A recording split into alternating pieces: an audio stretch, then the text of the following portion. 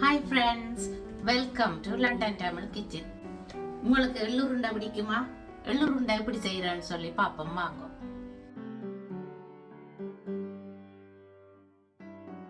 250 gram எள்ளு, 200 gram சீனி, 1/4 டீஸ்பூனோட குறைஞ்சளவு அப்பச்சோடா, 2 teaspoon butter அல்லது மாயரின். எள்ளுருண்டை செய்கிறதுக்கு இவ்வளவு பொருட்களும் தேவை. 4 இன்க்ரீடியன்ட்ஸ் இருந்தால் காணும். பாத்திரம் கொண்ட அடுப்பில் மீடியம் ஹீட்டில் விட்டு ஹீட் பண்ண விட்டுருக்கிறேன். எள்ளை வறுக்கணும். எள்ளு வாசம் மருந்தனைக்கும் வறுக்கணும். அதோட இந்த எள்ளு வெடிக்க தொடங்கும். அப்படி வெடிக்க தொடங்குற டைமில் நாங்கள் அடுப்பில் இருந்து இறக்கிடணும். அதுவரையும் வறுத்து கொண்டு இருக்கணும். இப்போ எள்ளு வெடிக்க தொடங்கிட்டது. உங்களுக்கு சத்தம் கேட்குதா? இந்த டைமில் அடுப்பை ஆஃப் பண்ணணும். அடுப்பை ஆஃப் பண்ணுறேன்.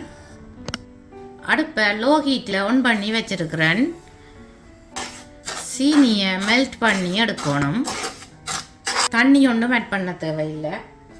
சீனியை மெல்ட் பண்ணி எடுக்கணும். நாங்கள் லோ ஹீட்டில் விட்டு சீனியை மெல்ட் பண்ணினா தான் கேரமல் நல்ல பதத்துக்கு வரும். இப்போ சீனி மெல்ட் பண்ண தொடங்கிட்டுது. நீங்கள் சீனிக்கு பதிலாக பனங்கட்டி அல்லது சர்க்கரை, கித்தூள் எதெண்டாலும் யூஸ் பண்ணலாம்.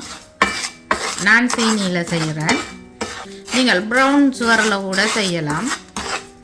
சீனி இப்படி கட்டி கட்டி மாதிரி தான் மெல்ட் பண்ணும். சீனி நல்லா கட்டி இல்லாமல் மெல்ட் பண்ணி வந்த பிறகு அப்பச்சோடாவையும் எடுத்து வச்சிருக்கிற மாயரின் அல்லது பட்டரையும் ஆட் பண்ணணும். நல்லா மிக்ஸ் பண்ணி விடணும். சீனி மெல்ட் பண்ணினா பிறகு கன நேரம் காய்ச்சினா கேட்கும். மாயரின் மெல்ட் பண்ணினா பிறகு வறுத்து வச்சிருக்கிற எள்ளை போட்டு மிக்ஸ் பண்ணணும்.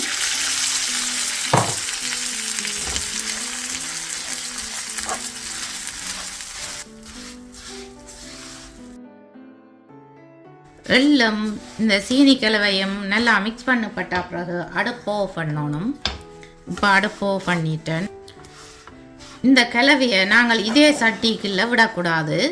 நாங்கள் இன்னொரு சட்டிக்கு மாற்றிடணும். ஏன்னு சொன்னால் இந்த சட்டியின் சூட்டுக்கு சீனி பானி இறுகி எள்ளுருண்டை பிடிக்கலாமல் போயிடும். அதால் நாங்கள் இன்னொரு சட்டியில் மாற்றணும்.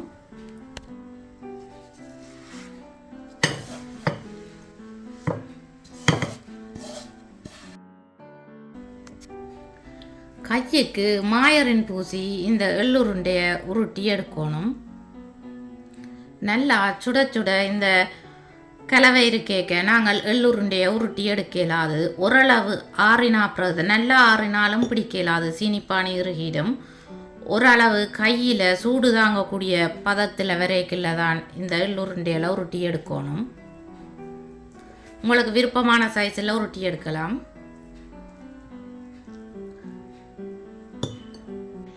எள்ளுக்கிழவை ஆறினா பிறகு உருண்டை பிடிச்சிங்கன்னு சொல்லி சொன்னால் உருண்டை சேப் இல்லாமல் இப்படி வரும். ஓரளவு கையில் சூடு தாங்கக்கூடிய பதம் வரைக்கிலேயே நாங்கள் உருண்டைகளாக உருட்டி எடுக்கணும். எள்ளுருண்டைக்கு செய்த இதே கிளவியை வச்சு நாங்கள் எள்ளலுவாவும் செய்யலாம். கிரீஸ் ப்ரூஃப் பேப்பர் ஒன்று எடுத்து வச்சுக்கிறேன். அந்த பேப்பருக்குள்ள இந்த எள்ளு கலவையை போட்டு உருட்டி எடுக்கணும்.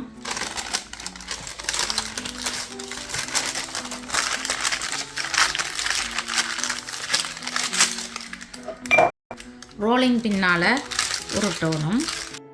அழுத்தி உருட்டி சேவ் பண்ணணும். நைஃபால் கட் பண்ணி விடணும். இந்த எள்ளலுவா ஓரளவு சூடாக இருக்கேக்கியே நாங்கள் நைஃபால் கட் பண்ணி விடணும். ஆறினா பிறகு வெட்டி எடுக்க கஷ்டமாக இருக்கும்.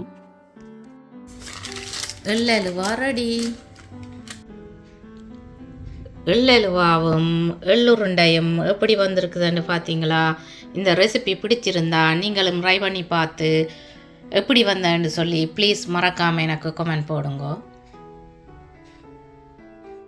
என்னுடைய வீடியோ பார்த்ததுக்கு ரொம்ப நன்றி. மீண்டும் இன்னும் ஒரு இன்ட்ரெஸ்டிங்கான ரெசிபியில் உங்களை சந்திக்கும் வரை உங்களிடமிருந்து விடைபெறுவது உங்கள் மதி. பாய்.